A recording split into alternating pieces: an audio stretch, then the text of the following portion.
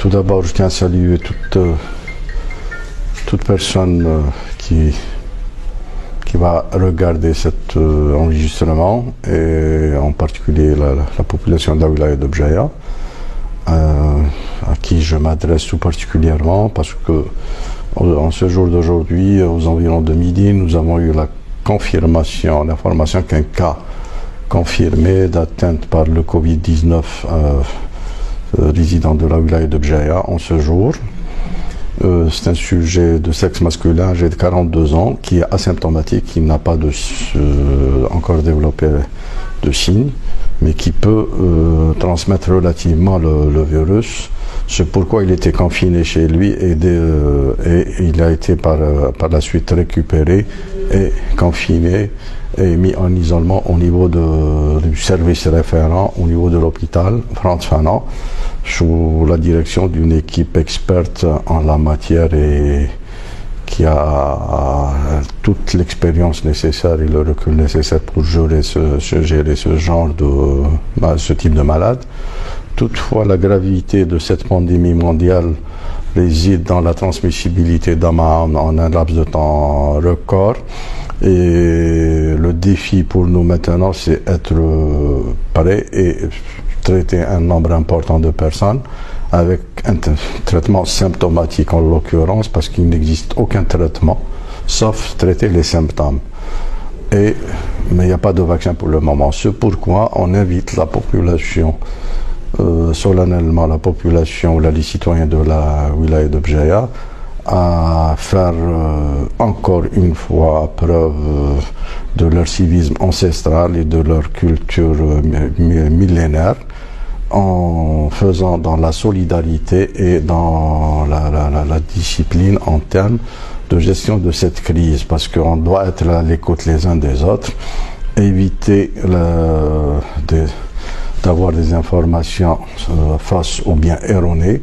Le meilleur traitement, c'est écouter les experts, en l'occurrence, qui ont préconisé que le meilleur traitement, c'est le lavage des mains et la prévention.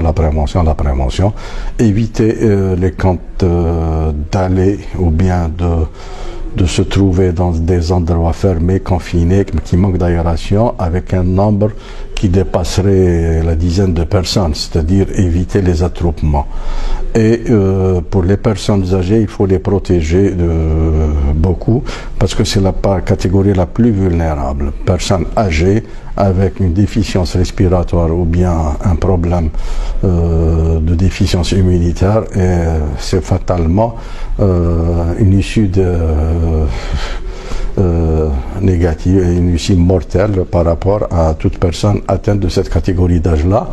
pour qui le mal peut venir d'un enfant, d'un fils ou d'un petit-fils ou d'un neveu. C'est pourquoi on invite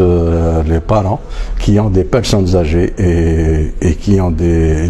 notamment malades, d'éviter leur contact avec les enfants, parce que les enfants, généralement, selon l'expérience des Chinois qui nous ont précédés dans la gestion de cette pandémie,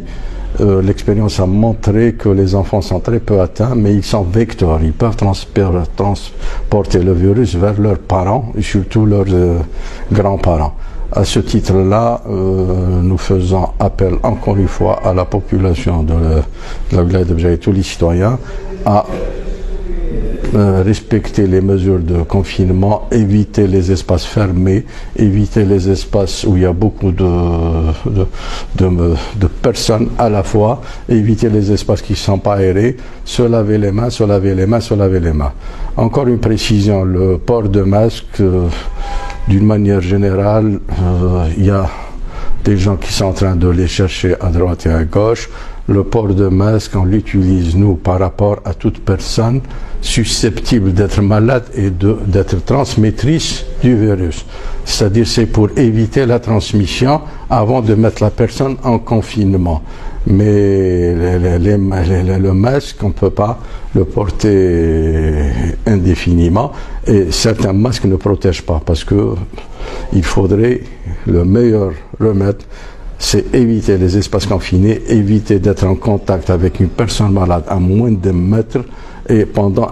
une durée importante de plus de 15 minutes, c'est-à-dire éviter les contacts étroits. Le nettoyage de certains espaces, des espaces lisses, des rampes d'escalier, des accoudoirs et tout ça, mais la règle générale, c'est respecter les règles de confinement et d'éviter de circuler quand c'est pas nécessaire, d'éviter d'aller en des endroits où il y a beaucoup de personnes à la fois,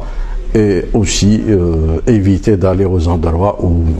éventuellement il se pourrait qu'il y aurait des malades, notamment les visites au niveau des hôpitaux et des services où il y a de l'hospitalisation. Et à ce titre, j'en appelle aussi à la population, aux citoyens, nous allons arriver à des solutions de limiter ou bien d'arrêter les autorisations de visite aux malades au niveau des services, et nous souhaiterions que la population soit compréhensive et coopérative avec nous et coopérative avec les équipes soignantes, parce que les équipes soignantes risquent d'être dépassées, risquent d'être fatiguées si elles sont soumises à une pression supplémentaire par un afflux massif de personnes qui viennent pour voir des malades et tout ça. Les personnels soignants, ce sont nos fils et nos filles,